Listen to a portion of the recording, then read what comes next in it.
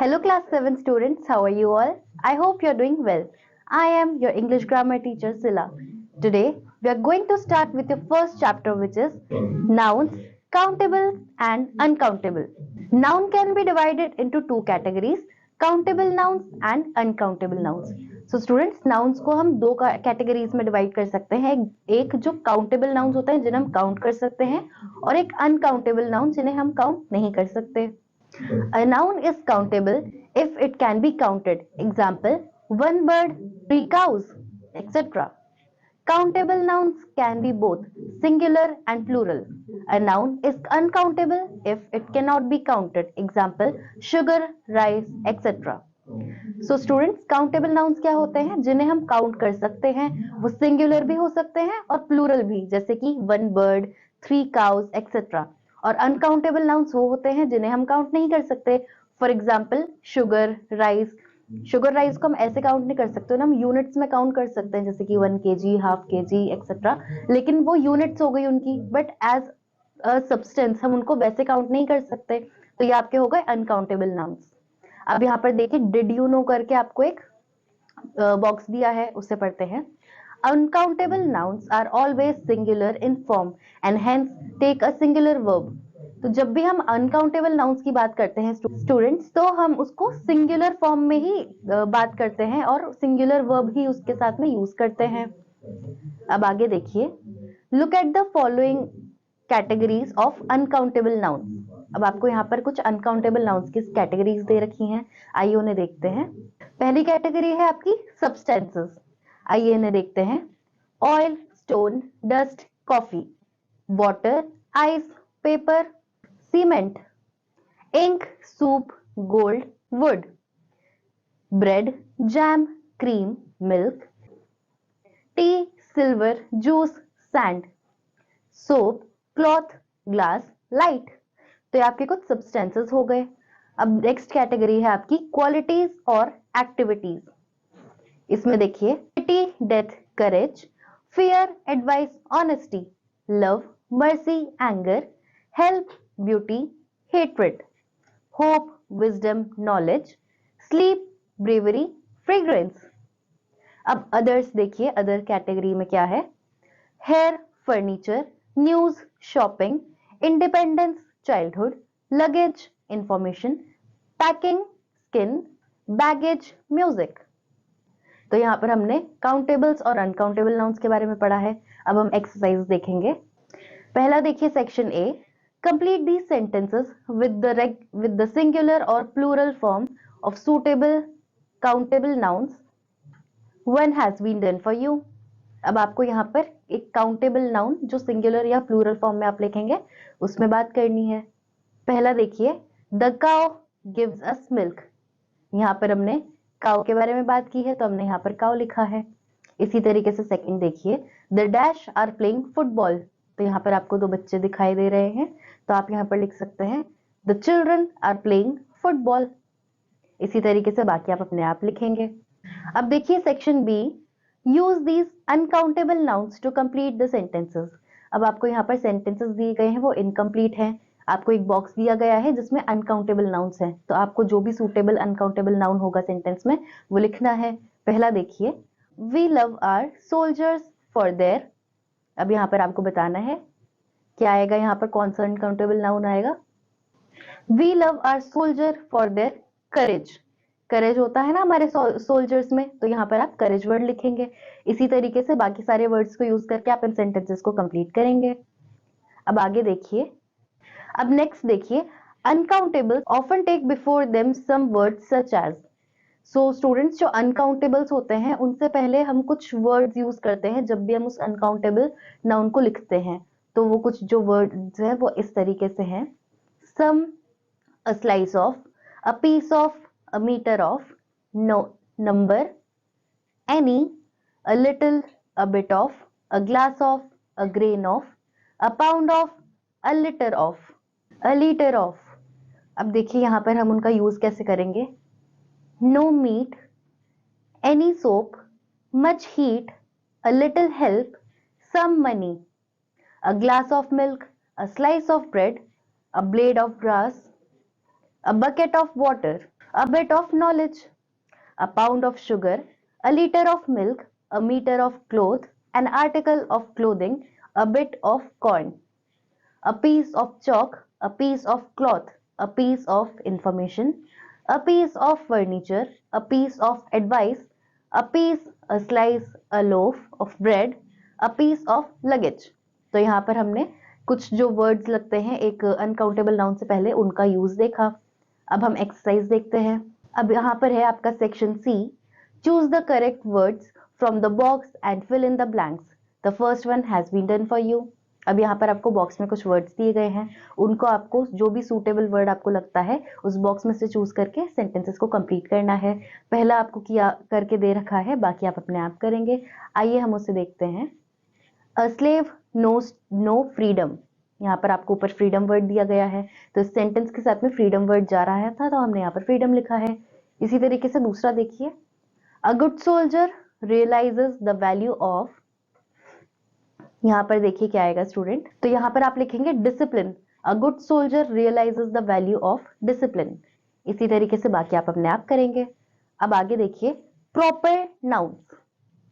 अब यहाँ पर आपको डिड यू नो दिया गया है, आइए उस पर भी नजर डालते हैं। Special names given to people, things, places, roads, mountains, festivals and books are called proper nouns. They always begin with capital letter. Students, हमने प्रीवियस क्लासेस में भी ये चीज पढ़ी है कि प्रॉपर नाउन्स क्या होते हैं। जो भी कोई स्पेशल या पर्टिकुलरली हम किसी चीज को, किसी प्लेस को, किसी इंसान को, किसी भी चीज के लिए, कोई बुक हो गई, कोई माउंटेन रेंज हो गई, कोई रिवर है, ओशन है, एनीथिंग जिसको हम पर्टिकुलरली स्पेशली एक नाम देते हैं, वो आपके प्रॉपर नाउन्स कहलाते हैं। और प्रॉपर नाउन्स हमेशा कैपिटल लेटर से ही शुरू होते हैं। अब देखिए exercise section D, right the names of the following using proper nouns.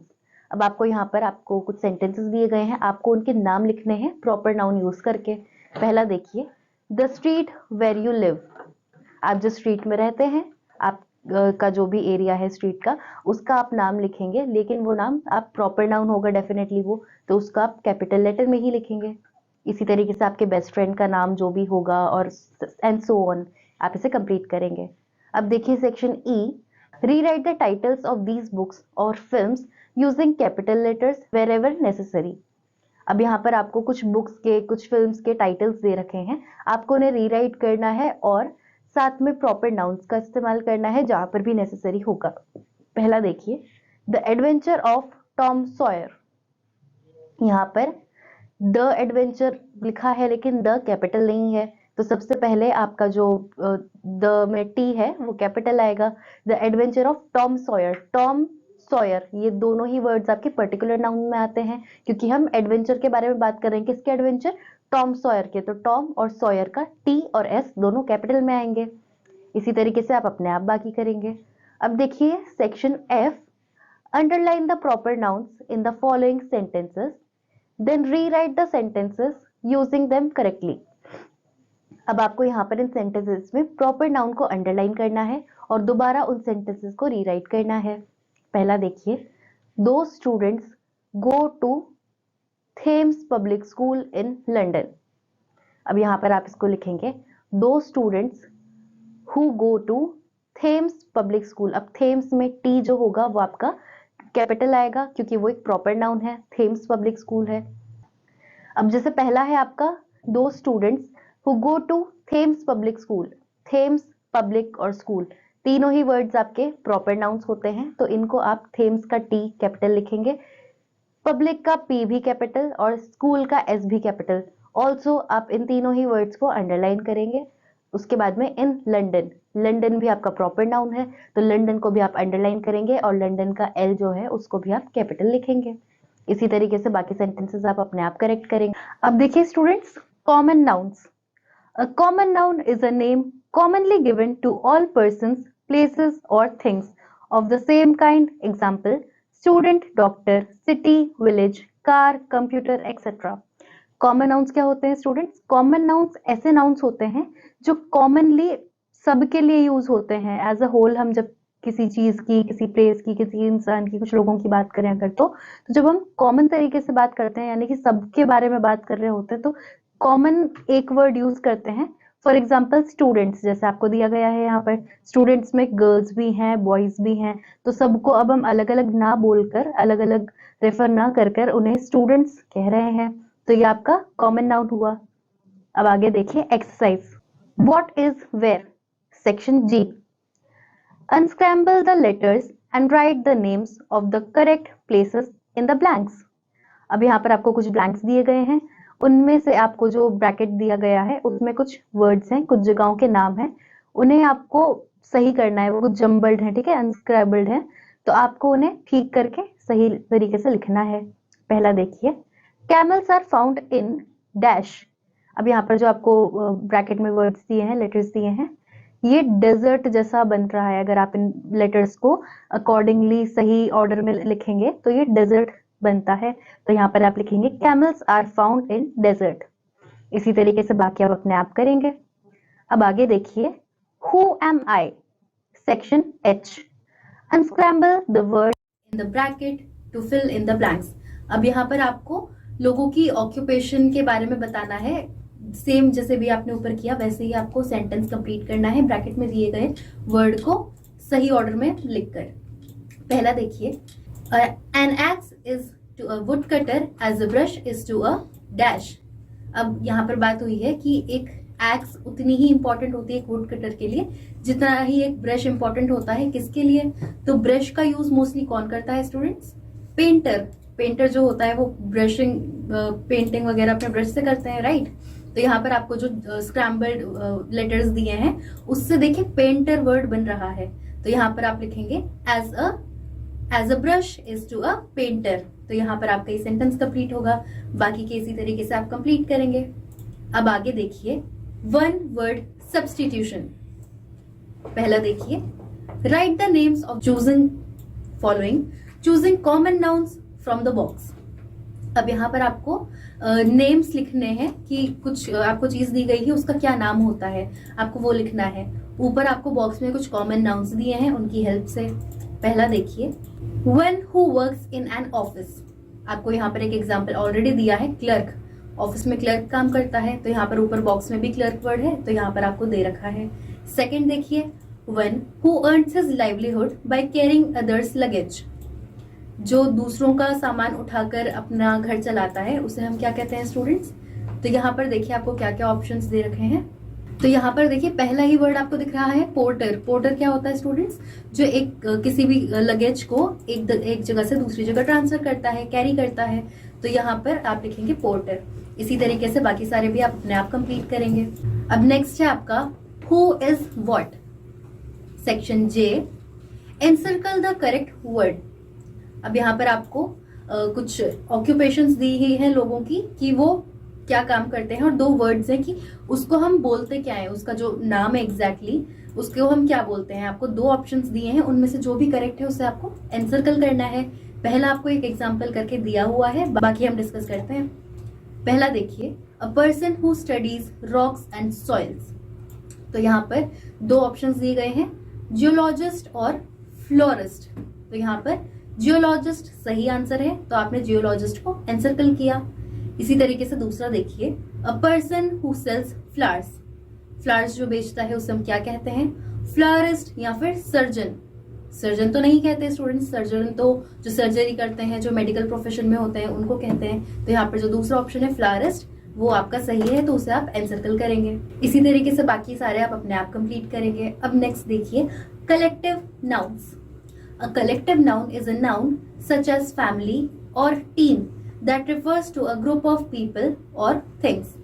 Collective noun क्या होता है स्टूडेंट्स? हम जब एक collection of people या किसी भी चीज की बात करते हैं, फॉर एग्जाम्पल फैमिली, अलग अलग फैमिली मेंबर्स मिला के एक फैमिली बनती है।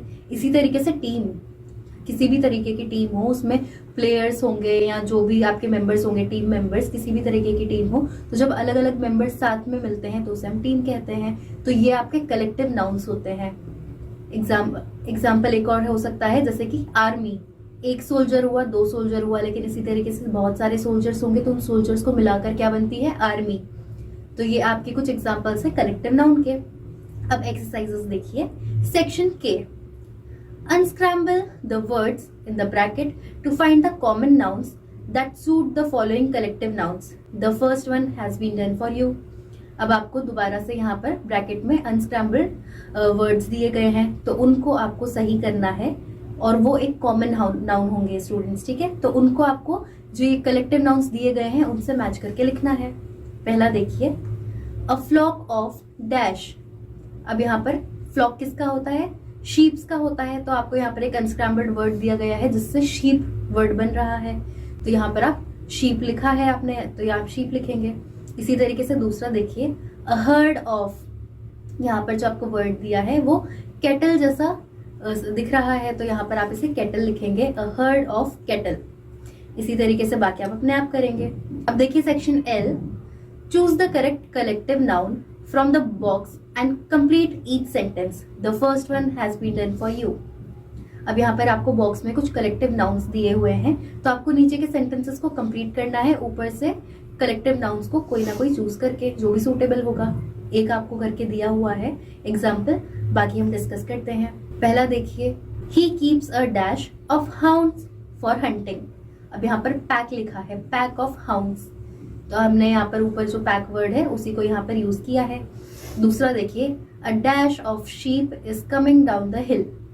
अब यहाँ पर हमने ऊपर ही अभी एक एग्जाम्पल देखा, शीप का क्या होता है? फ्लॉक होता है, तो आपको ऊपर फ्लॉक वर्ड दिख रहा है बॉक्स में, तो यहाँ आप लिखेंगे a flock of sheep is coming down the hill. इसी तरीके से बाकी आप अपने आप कंप्लीट करेंगे। सो आई होप स्टूडेंट्स आपको nouns, countable and uncountable noun समझ में आए होंगे। साथ ही में हमने नाउन्स के कुछ टाइप्स भी पढ़े हैं, उनके यूजेस देखे, एक्सरसाइज हमने साथ ही साथ डिस्कस की है, बाकी की आप अपने आप प्रैक्टिस करेंगे। We'll meet you in the next class. Till then, bye students.